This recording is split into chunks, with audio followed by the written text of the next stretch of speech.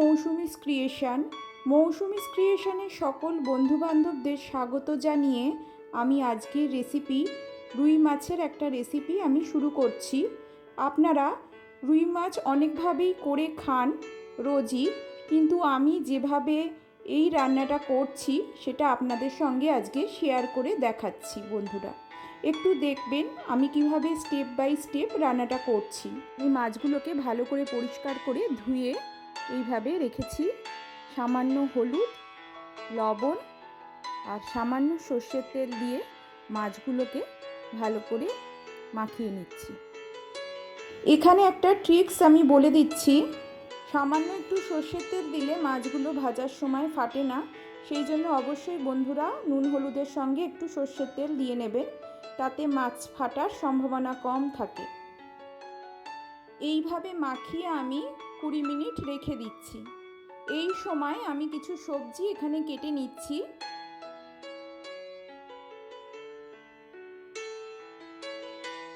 এরপর নিয়ে নিচ্ছি শীতকালে সবথেকে প্রিয় সবজি পেঁয়াজকালি। আলুগুলোকে এইভাবে লম্বা লম্বা করে কেটে নিয়েছি। আলুগুলোকে একটু সেদ্ধ করে ভাপিয়ে জলটা ফেলে দিয়েছি। আলুগুলোকে একটু সেদ্ধ করে নিলে তরকারিটার টেস্ট বাড়ে।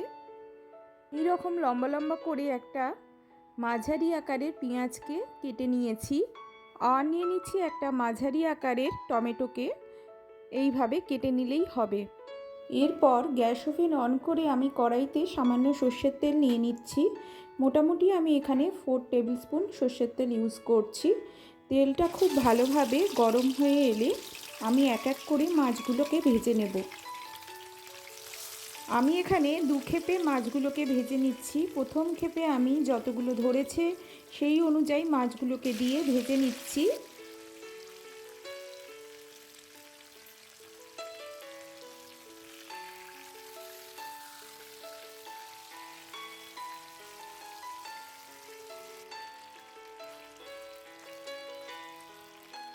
আমার প্রথম ক্ষেপের মাছ ভাজা হয়ে গেছে। আমি মাছগুলোকে তুলে নিচ্ছি একটা পাত্রে।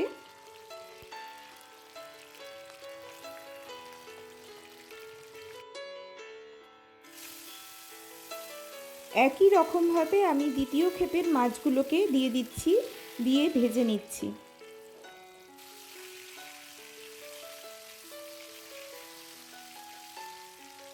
আমার দ্বিতীয় ক্ষেপের মাছ ভাজাগুলো হয়ে গেছে, সেগুলোকেও তুলে নিচ্ছি ওই একই পাত্রে। এরপর ওই একই তেলের মধ্যে আমি ফোড়ন হিসেবে দিয়ে দিচ্ছি সামান্য কালো জিরে। আমি এখানে 1 টিস্পুন কালো জিরে ইউজ করছি। আর দিয়ে দিচ্ছি একটা শুকনো লঙ্কাকে ছিঁড়ে। আর আমি পেঁয়াজগুলোকে দিয়ে দিচ্ছি। পেঁয়াজগুলোকে দিয়ে আমি সামান্য নাড়াচাড়া করে নিচ্ছি 2-4 মিনিট। এরপর আমি দিয়ে দিচ্ছি সেদ্ধ করে রাখা আলুগুলো।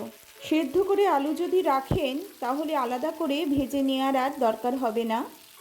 আর যদি না সেদ্ধ করে রাখেন তাহলে পেঁয়াজ ভাজার আগেই আলুগুলোকে ভেজে নিতে হবে এবং গ্যাসটা সিমে করে রেখে ভাজতে হবে। তাতেই 80% আলুগুলো সেদ্ধ হয়ে যাবে।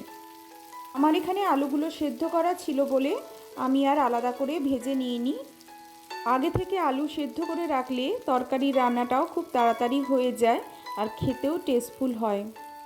এরপর আমি দিয়ে দিচ্ছি কেটে রাখা পেঁয়াজ কলিগুলো, দিয়ে আরও 2-4 মিনিট নাড়াচাড়া করে নিচ্ছি। তারপর আমি টুকরো করে কেটে রাখা টমেটোটা দিয়ে দিচ্ছি।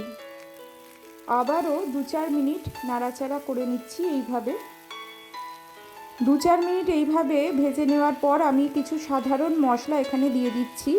1 টিস্পুন হলুদ গুঁড়ো, 1 টিস্পুন ধনে গুঁড়ো, 1 টিস্পুন জিরে গুঁড়ো আর সাধারণ রেড চিলি পাউডার 1 টিস্পুন দিয়ে সামান্য নাড়াচাড়া করে নিচ্ছি। যেহেতু এটা পাউডার মশলা ছিল সেই জন্য সামান্য জল দিয়ে মশলাটাকে ভালোভাবে কষিয়ে নিচ্ছি। আমি এখানে অল্প অল্প করে জল ইউজ করছি আর মশলাটাকে ভালোভাবে কষিয়ে নিচ্ছি। এই সময় আমি স্বাদ অনুযায়ী লবণটা অ্যাড করে দিচ্ছি। আপনারা স্বাদ অনুযায়ী লবণটা অ্যাড করে নেবেন।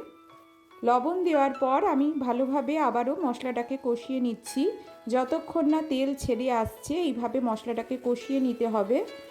যখন দেখবেন তেল ছেড়ে গেছে তখন বুঝবেন মশলাটা কষানো হয়ে গেছে। এই সময় গ্যাসের ফ্লেমটা অবশ্যই লো টু মিডিয়াম ফ্লেমে করে আমাদের রান্নাটা করতে হবে। হাই ফ্লেমে রান্না করলে মশলাটা পুড়ে যাওয়ার সম্ভাবনা থাকে, সেই জন্য অবশ্যই গ্যাসের ফ্লেমটা লো টু মিডিয়াম ফ্লেমে করেই রান্নাটা করবেন। মশলা কষানো হয়ে গেলে আমি এখানে জল দিয়ে দিচ্ছি। আমি এখানে 2 কাপ জল ইউজ করছি। আপনারা যে যেরকম ঝোল খান সেই রকম আপনারা জলটা দেবেন। 2-4 মিনিট পর আমি মাছগুলোকে দিয়ে দিচ্ছি, দিয়ে আবারও ঝোলটাকে একটু ফুটতে সময় দিচ্ছি।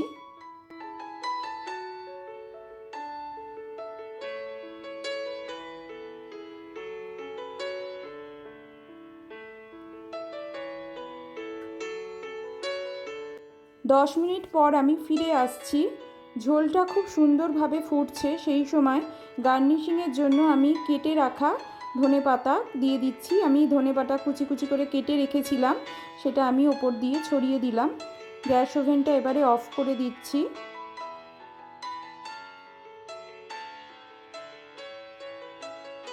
দুটো কাঁচা লঙ্কা চিড়ে দিয়ে দিচ্ছি। আমি কিছুক্ষণ স্ট্যান্ডিং টাইমে রেখে দেওয়ার পর ফিরে আসছি, আপনাদের দেখাচ্ছি।